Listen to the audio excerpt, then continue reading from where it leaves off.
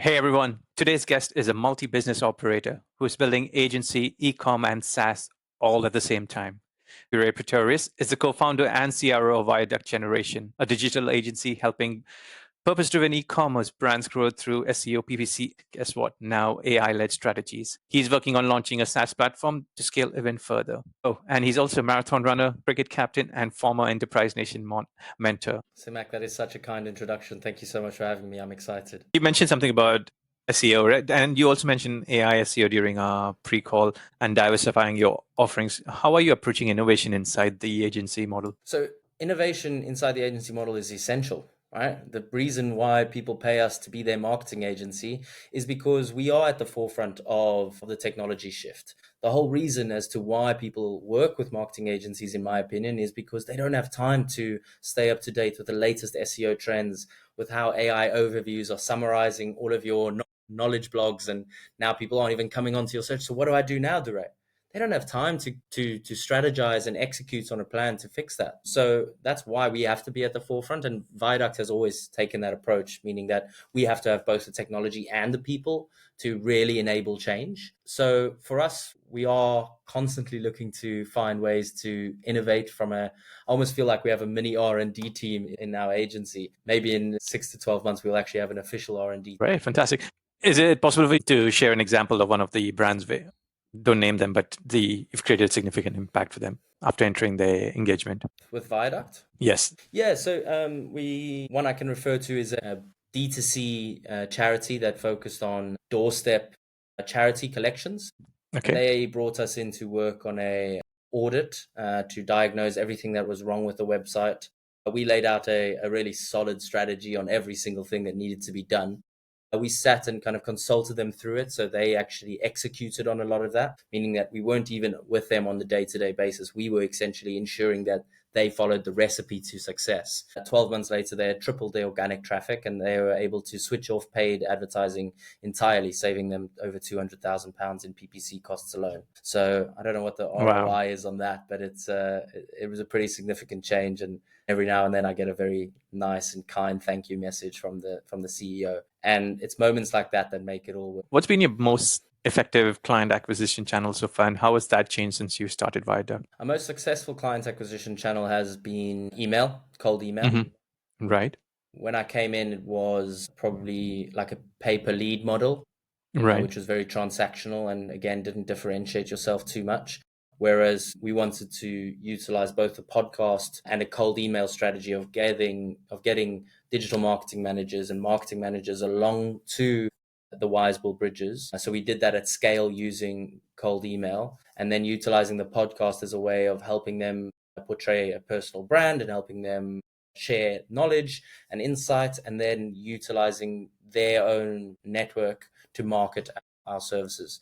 And that's been really beneficial, where it's not a hard sell. It's not something that we're not asking them, do they need SEO services straight after the call? But as you know, only 2% of your total addressable market are in line or in the market for your services at any one time. So marketing is about making sure that you are top of mind when those 2% are looking. And I think making a positive impact and doing someone a favor without necessarily waiting for your back to be scratched in return is a great way of ensuring that they remember you when they are in the market for your service. Got it. And one of the things that you mentioned out there was about, every time you onboarded a new client, you felt that you had to go and recruit more people. How did you move away from that? Because this is a classic, startup scaling challenge that founders have. So talk to me about that. Yeah, at the start, that was a big challenge, right? In the sense of I felt like for every new client, I had to go and invite someone else to join the team, which meant that my fixed costs increased and my income was variable. As an agency, it's a bit up and down, right? So there were some really great months where we would sign 5 clients, but then next month I'd have to hire 4 people and maybe we'd lose a client and I'd be like, oh my goodness, we're losing cash here. So it was a big challenge. I think the key focus on what we did is we niched down into e-commerce. This allowed us to productize our offer and bring in talented individuals who are very accustomed to the challenges that e-commerce businesses face on a consistent basis: high returns, low average order value, low lifetime value of customer targeting informational traffic rather than transactional traffic, having those consistent problems that we can go and we can recognize and go, "Oh, this actually occurred 6 months ago for our client. We know how to solve that." It meant that Yes. we really create more productized offers that were less intensive on figuring things out and learning from scratch, but rather implementing what we know already very well. Yes, and one of the things that when we coaches, we always say, niche down so much that it's half-inch wide but 1 mile deep. And now, when it comes to e-commerce on your end, you'll have niche down to e-commerce.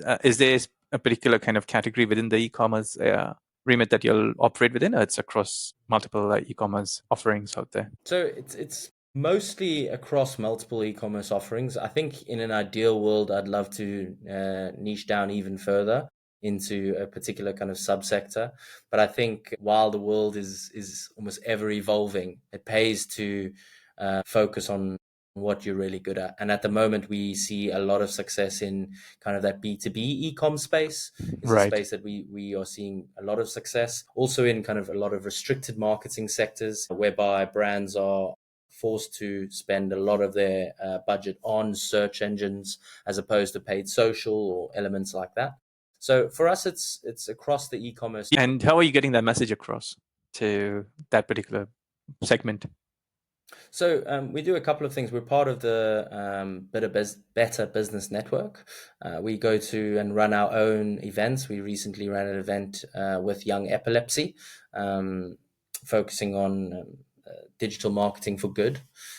And we also have our own podcast called The Wise Build Bridges, which is a podcast dedicated to sharing insights and on the exact notion that in challenging times, the wise build bridges. They share insights, share knowledge. They don't gatekeep.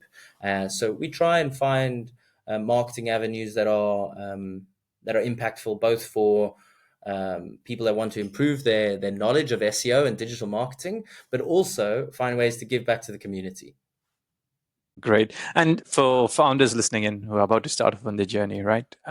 What are the top 3 tips you can give them or things to do based on the lessons you've learned in these past 5 years or plus 5 years of your journey? If you want to go fast, go alone. If you want to go far, go together. Find someone that you can trust wholeheartedly. Find someone that you can lean on. Make sure that you are rock solid yourself before you start adding a lot to this world. I think making sure that you are able to stay consistent and you are able to judge situations quite objectively, not allowing prior traumas or subjective experience to truly dilute the reality of what's happening, allows for you to make better business decisions, and making sure that it doesn't become all encompassing, making sure that you block out moments to exercise, to spend time with loved ones and not talk about EBITDA or net profit percentage or client acquisition KPIs or whatever it may be, but really making sure that you still hold on to the things that made you who you are, that brought you to this decision.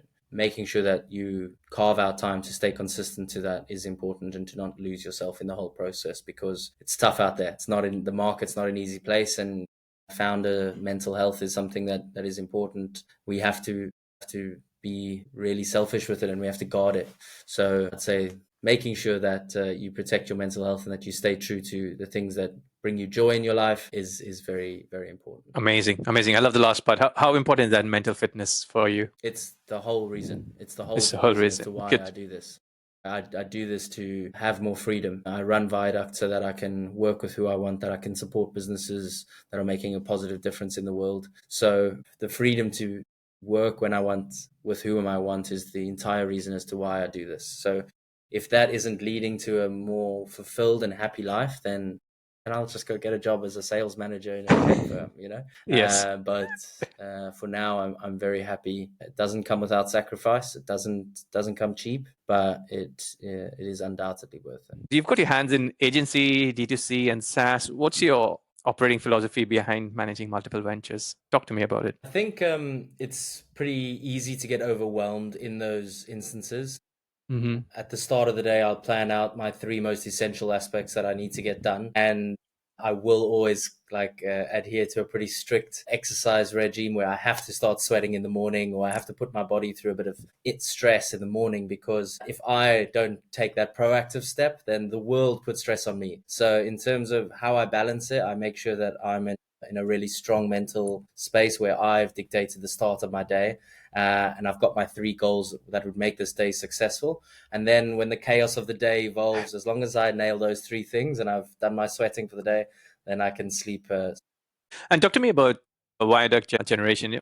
What is the origin story and why this agency in this way? So Viaduct Generation was actually started by 3 black gentlemen after the murder of George Floyd as a way of empowering the black community and supporting underrepresented founders and their allies on search. They called me about 6 months into the venture and needed a bit of support from a revenue and sales and financial management. And so I was brought in to review their deck, and I eventually actually was invited to join the firm. It's been 5 years now. We're pretty happy that we've been able to go 5 years, and to say that I've made millions alongside one of my best friends has been nothing but a joy. He's actually on paternity leave at the moment, and the fact that he can rest relatively easy knowing that I'm putting my best efforts in to continue this business while he can be there for his partner and his child at the infancy of their life is something to cherish.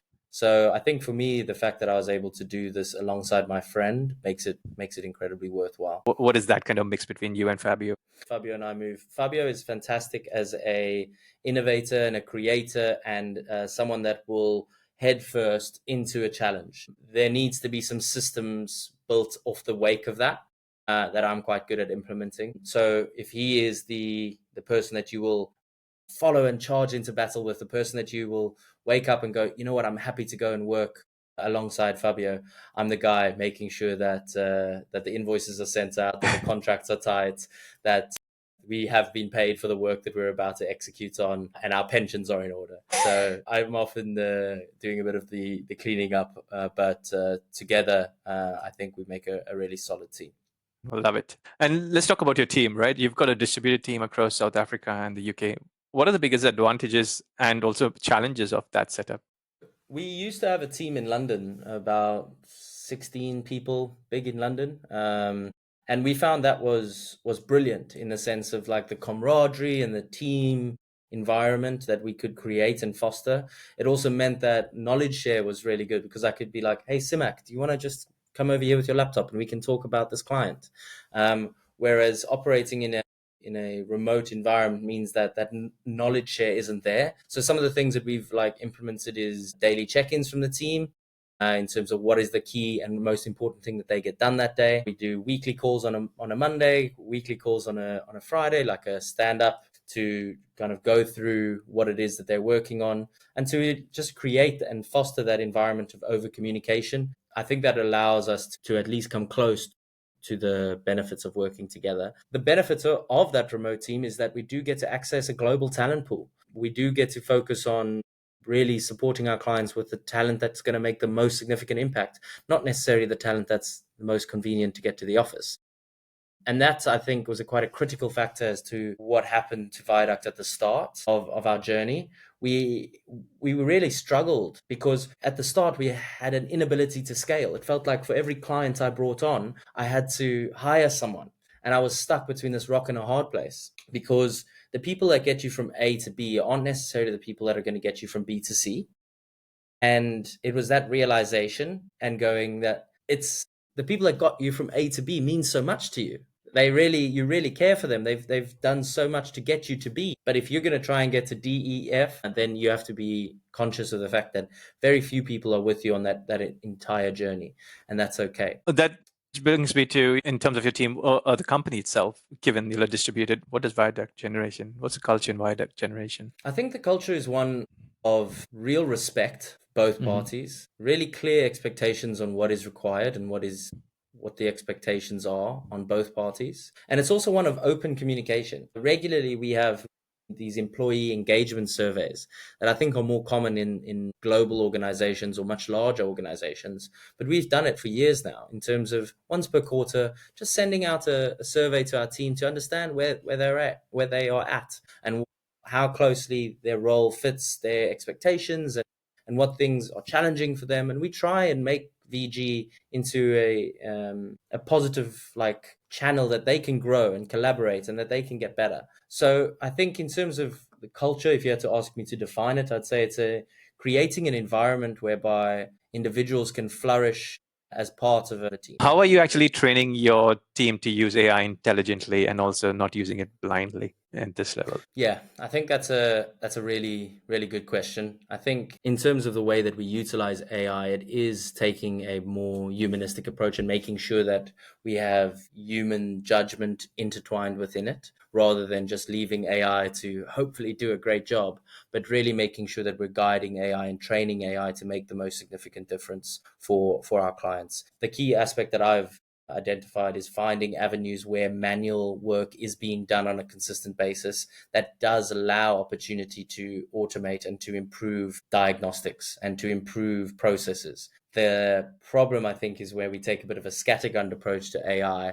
We haven't got it centralized. We aren't training models. We're just chuck that into ChatGPT and see if we can improve it, rather than learning how to correctly prompt, rather than training a GPT on, hey, this is something that I'd like for you to do. Here's my 10 examples, and here's 10 other examples of how I need you to learn. Can you now enable this function for me?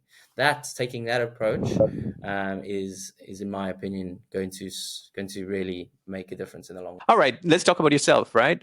When the team's under pressure or when the shit hits the fan, as we say, how do you lead them through it? I think I'm the leader I like to think that I'm the leader that what I lack in maybe ability, I make up for in enthusiasm and in effort. I think that I am a leader that will run forth into battle with you, as opposed to delegate and I'll see you later, let me know how that report goes, get it on my desk at 4 p.m. I'm more focused on ensuring that if they can see that I'm putting in the max amount of effort, and if I'm focused and I'm making the difference, then they will be inspired to do so similarly. So I think I'm more of the lead by example leader, especially when things don't go right, but making sure I focus on the things that I can control, staying calm and executing where I believe that I can make my most significant impact. So that's where I thrive. Love it. Excellent. And what's your kind of personal system that you have, for making big decisions or sensing blind spots? So I think first and foremost, I journal. I utilize that as a great way of understanding where I'm at. Sometimes when I can't get my words out effectively, I feel like that's the best way, just sitting in a room with my diary and kind of going through my thoughts.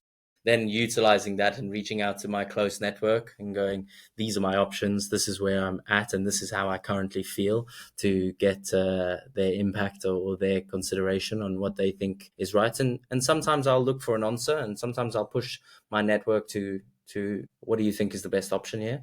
And sometimes I won't. Sometimes I'll be like, thanks so much for hearing me out. And quite often I am better when I'm able to just voice it and talk things through.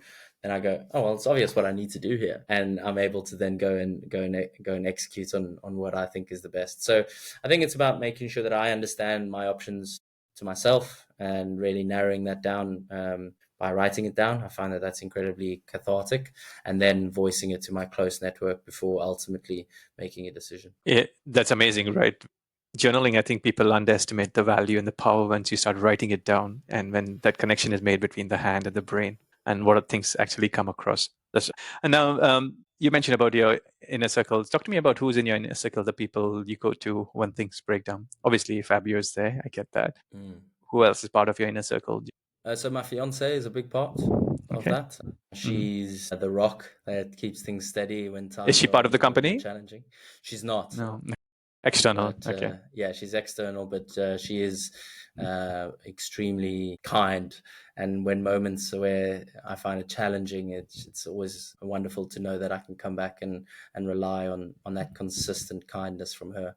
Furthermore, I've got a couple of friends that are very close to me, like you referenced earlier, in the cricket club, and people I've played with for over a decade now. I'm actually going for a run with one of them later on this evening. Oh, wow, okay. He started a startup in South Africa called Street Wallet, and we're going to talk about the go-to-market strategy associated to that, and hopefully get some kilometers under the belt as well. So it's about, I think, making sure that my inner network, I don't rely on them exclusively for business advice, but I know that that they're there should I need it.